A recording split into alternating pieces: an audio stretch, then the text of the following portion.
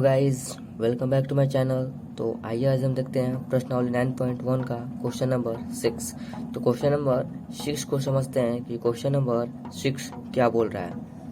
तो question number 6 बोल रहा है कि 1.5 यानी कि 1.5 मीटर लंबा एक लड़का 30 मीटर ऊंचे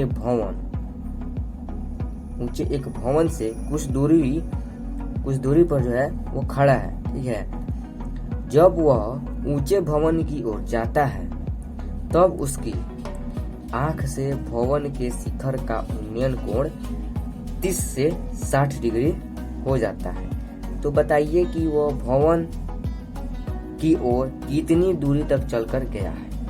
ठीक है, हमें ये बताना है। तो इसके लिए सबसे पहले हमें एक चित्र बनाना होगा। देखते हैं क्वेश्चन में क्या बोल रहा है। क्वेश्चन में बोल रहा है कि मैं 1.5 मीटर लड़का जो है 1.5 मीटर लड़का, क्वेश्चन में बोल रहा है कि 1.5 मीटर लंबा एक लड़का 30 मीटर ऊंचे भवन से कुछ दूरी पर खड़ा है।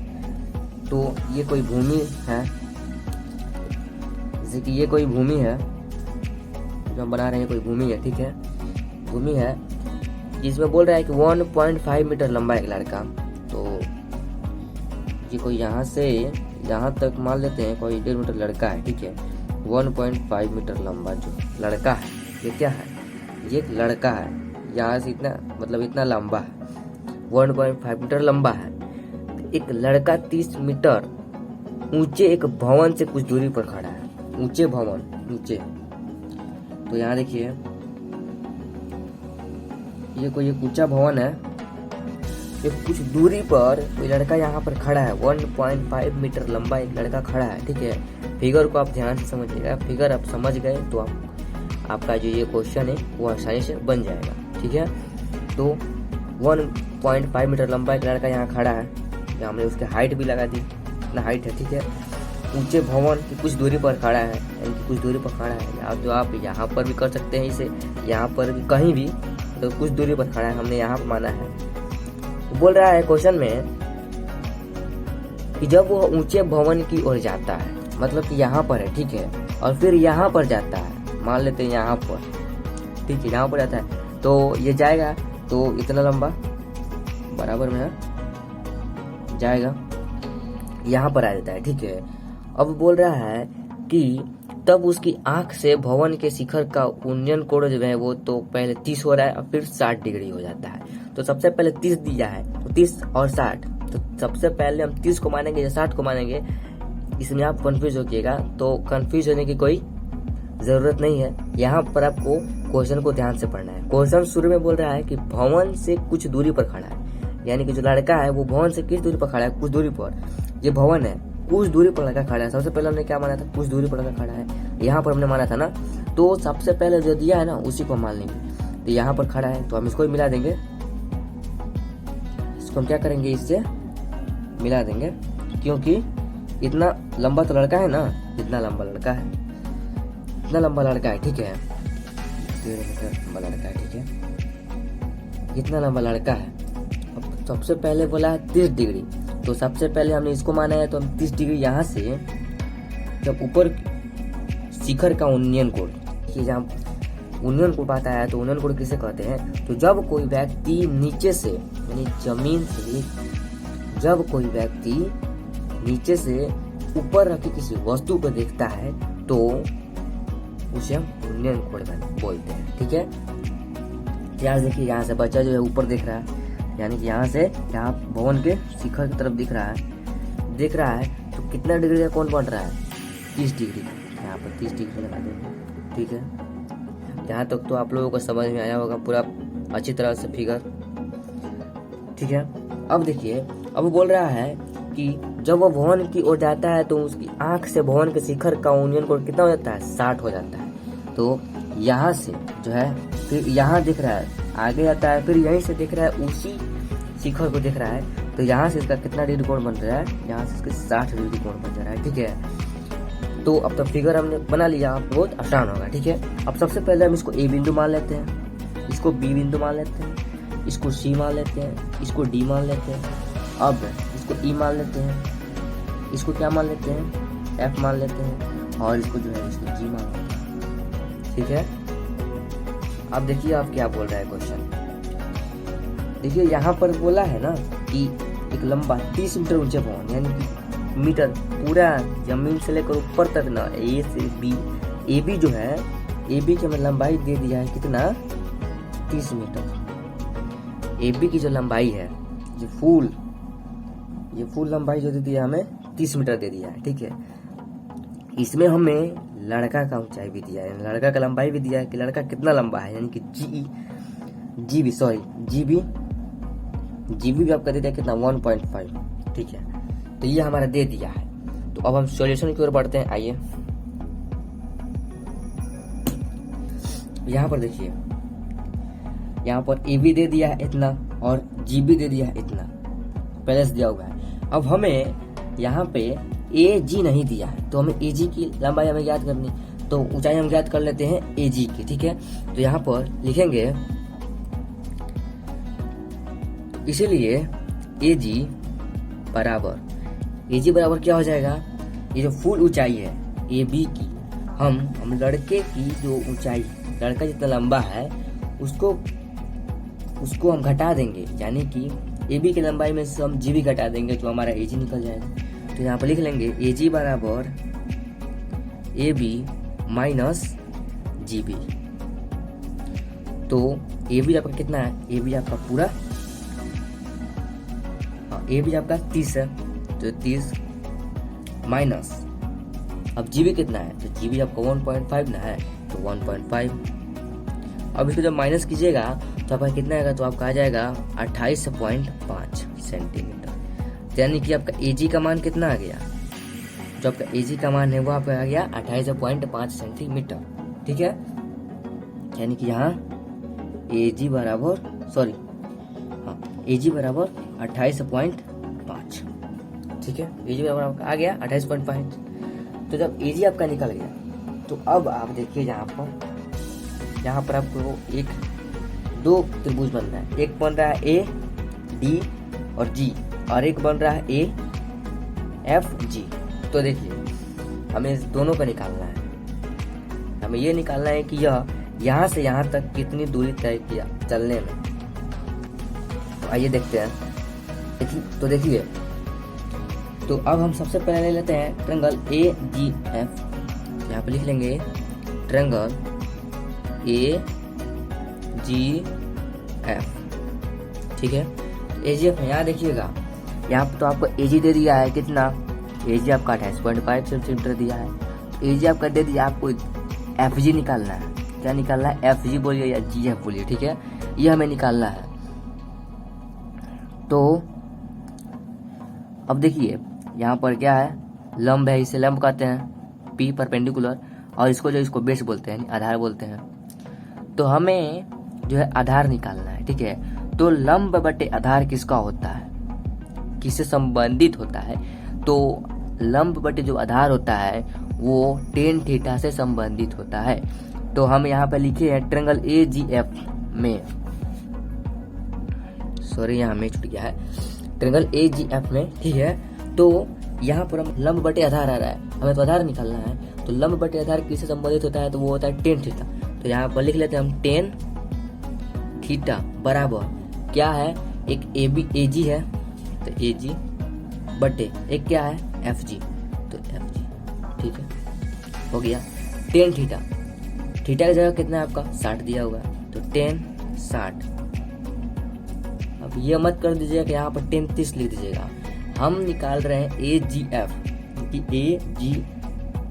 ये को हम निकाल रहे हैं, ये त्रिभुज जो है इसे हम निकाल रहे हैं। जब हम ए डी और जी निकालेंगे तब हम 30 लेंगे, क्योंकि हम ए डी और जी निकाल रहे हैं, ए जी और एफ निकाल रहे हैं। ठीक है, इसलिए हमने यहाँ पर थीटा का मान 60 ले लिया है, क्योंकि यहाँ पर जो लड़का है ऊपर देख रहा है तो 60 डिग्री का कोण बन रहा है। ठीक है, तो tan 60 बराबर ए जी कितना दिया, ए जी का मान जो है वो 28.5 है, तो यहाँ 28.5 हो जाएगा, बटे एफ जी कितना, एफ जी नहीं दिया है क्योंकि हम एफ जी तो निकालना है, तो यहाँ पर एफ जी लिख लेंगे। ठीक है, अब देखिए यहाँ पर tan 60 डिग्री का मान आपका कितना होता है, तो tan 60 डिग्री का मान जो है वो 3 होता है, बराबर 28.5 बटे एफ जी। अब आप क्या कीजिए, इसमें क्रॉस मल्टीप्लाई कर दीजिए बस। यहाँ आप तो जानते हैं 1 छुपा रहता है नीचे, तो कीजिएगा तो आपका यहाँ पर आ जाएगा कितना, √3 एफ जी और बराबर 28.5। अब देखिए यहाँ पर √3 इधर गुना में है, उधर जाएगा तो क्या हो जाएगा, डिवाइड में। तो एफ जी बराबर 28.5 बटे √3। तो अब देखिए ये तो हमारा आंसर जो है अमान्य है, क्योंकि जो हर है वो रूट में आ गया। तो रूट को हटाने के लिए हम क्या करेंगे, हर का परिमेयकरण कर देंगे। यहाँ पर लिख देंगे हम हर का परिमेयकरण करने, देखिए हमने लिख दिया। तो देखिए जैसे हमने लिख दिया हर का परिमेयकरण करने पर। तो आइए हम हर का परिमेयकरण करते हैं।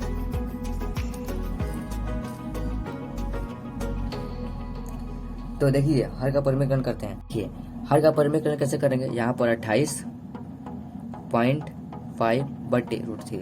एक बार आपको बताएं, एक बार क्या कीजिए, एक बार इसमें गुना कर दीजिए और एक बार इसमें आप डिवाइड कर दीजिए, ठीक है।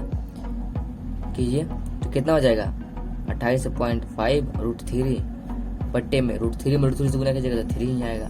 तो अब इसको काटिएगा तो आपका 3 9 जा 27 पॉइंट कितना आ जाएगा यहाँ, और 3 5 जा 50। तो आपका यानी कि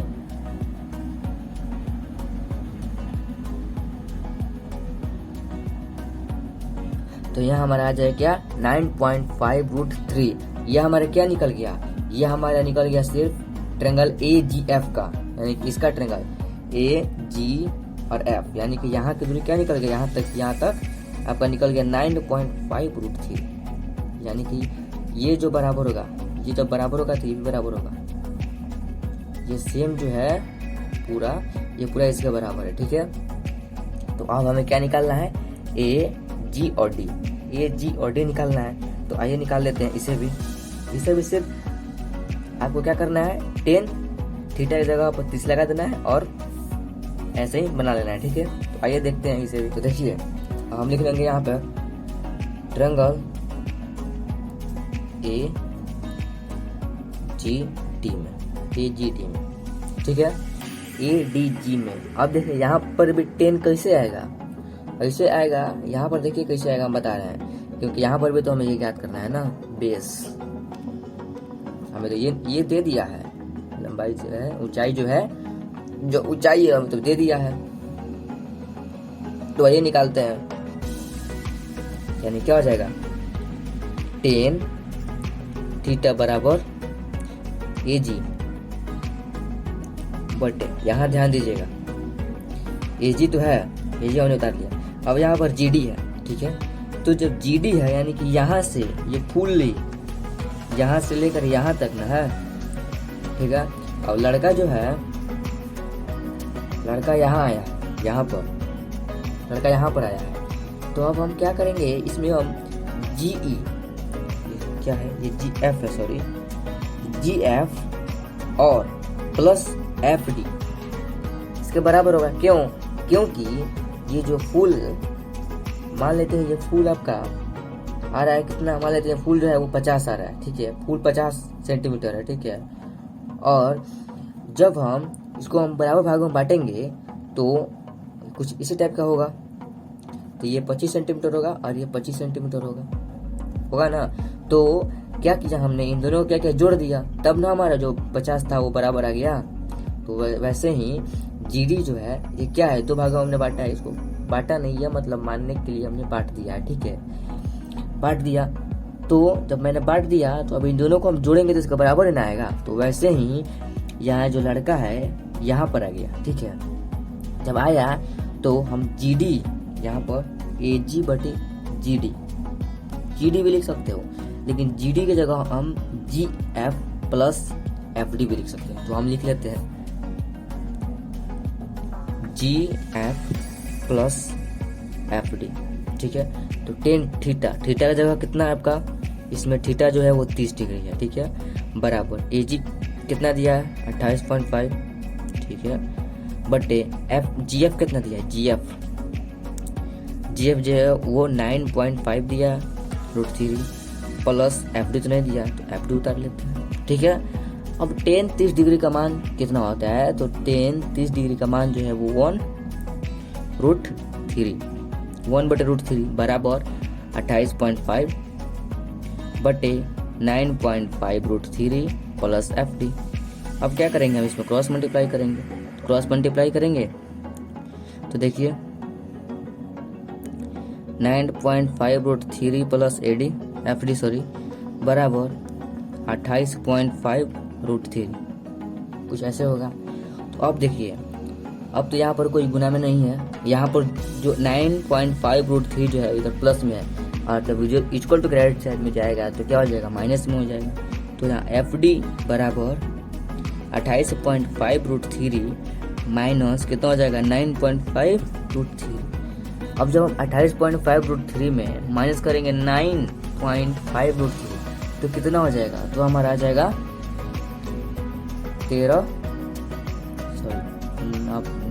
19.0√3 या 19√3। ये हमारा कितना आंसर आ जाएगा, क्योंकि पॉइंट के बाद 0 का कोई वैल्यू नहीं रहता है, यह आप भी जानते हो। ठीक है, तो हमारे आंसर आ जाएगा कितना 19√3 बराबर, ये हमारे कितना आ जाएगा आंसर आ जाएगा।